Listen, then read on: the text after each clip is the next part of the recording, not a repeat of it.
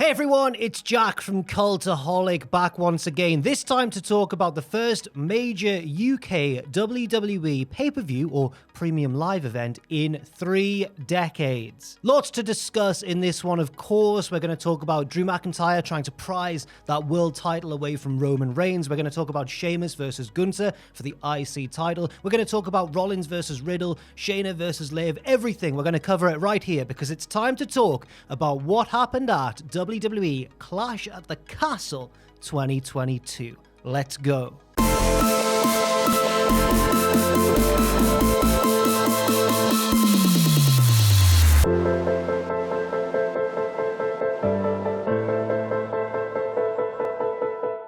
Just the one pre-show match to talk about, but before I get to that, by the way, it's worth mentioning, the set looks amazing. The huge castle above the ring, the ramp looks lovely as well. It's all very impressive. That pre-show match is Madcap Moss teaming with the Street Profits in a 6-man tag against Alpha Academy and Austin Theory. Austin Theory, not just Theory, he's got his first name back. It's very back and forth for the majority of this match, but then the first really big spot, I think, comes when Madcap Moss hits a very impressive fall-away slam on Otis. A little later, Gable tries to suplex Ford off the apron like Mizawa, but Dawkins saves him, and then Ford hits an insane blockbuster outside of the ring. Not long after that, Ford hits the frog splash, and the good guys win. Yay!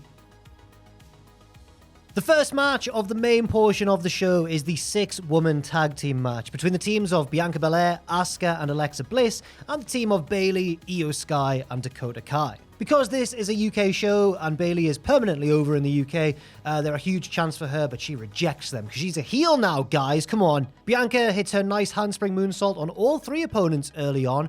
Then Bayley tags in, gets chance once again, and then tags out just to spite the crowd. Nice work. Bliss has one of the high spots of the match with a nice flipping senton off the apron, but it's the heels who then take control.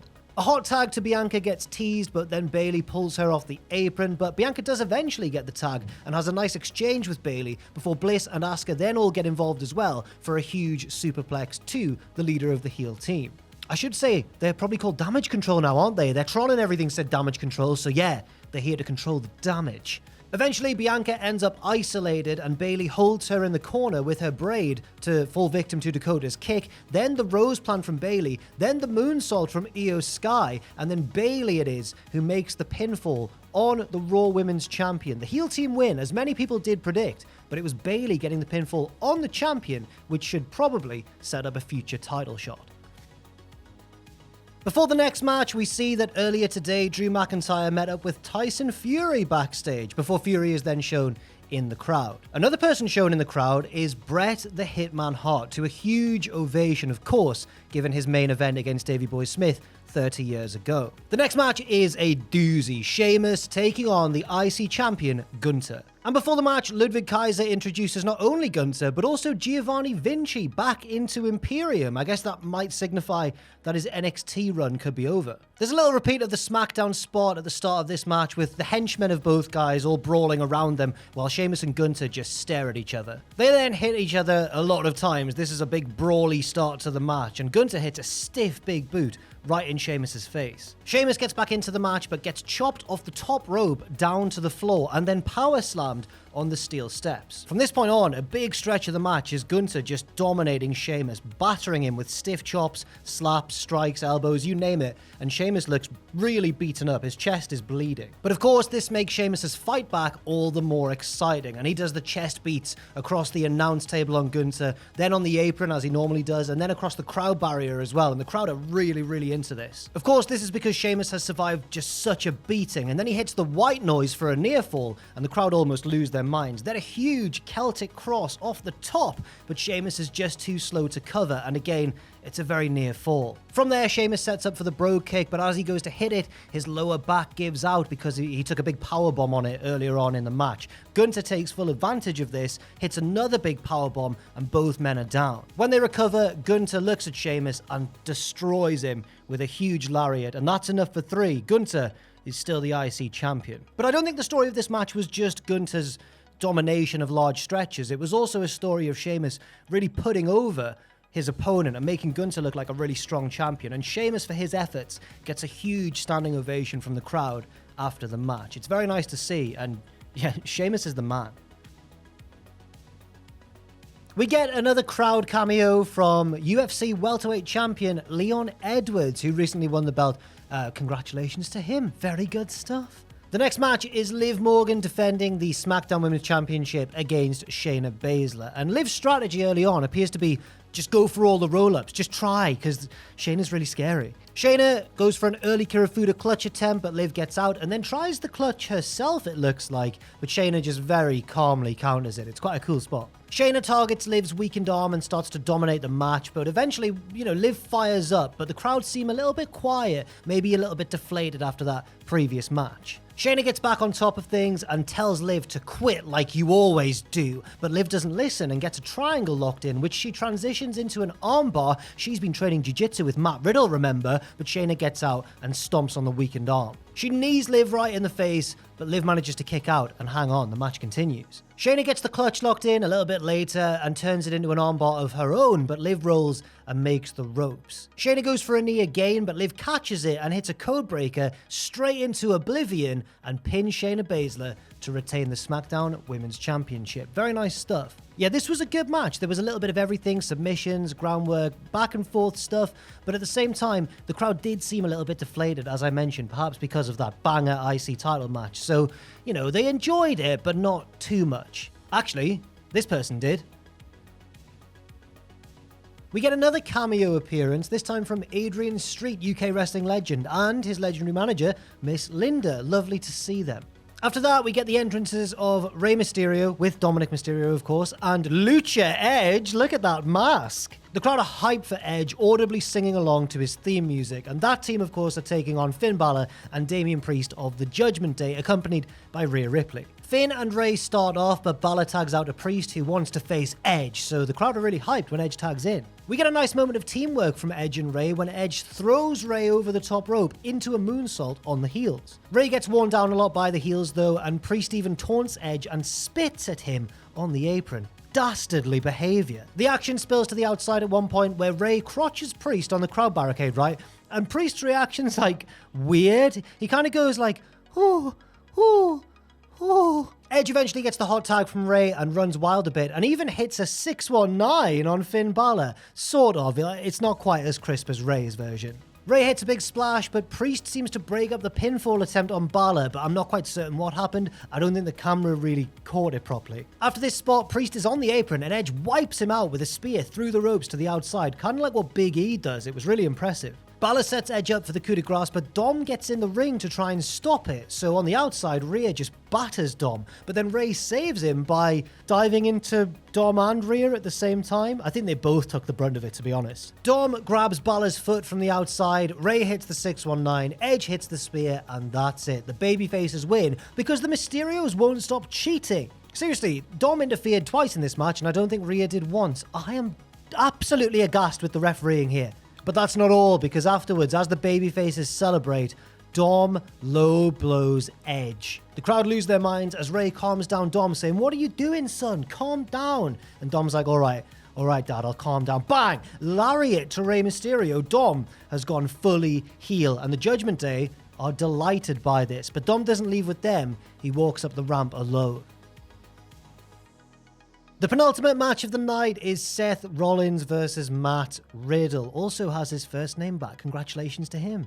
Riddle comes out on the scooter. Rollins comes out dressed as some sort of rubbish devil angel. An emotional Riddle beats up Seth to start. This one's obviously very personal. There's a few suplexes and a triangle attempt, but Rollins takes things outside and powerbombs Riddle into the crowd barricade. Seth also hits a big dive to the outside, almost has a very scary landing actually, but it manages to still send Riddle across the announce table.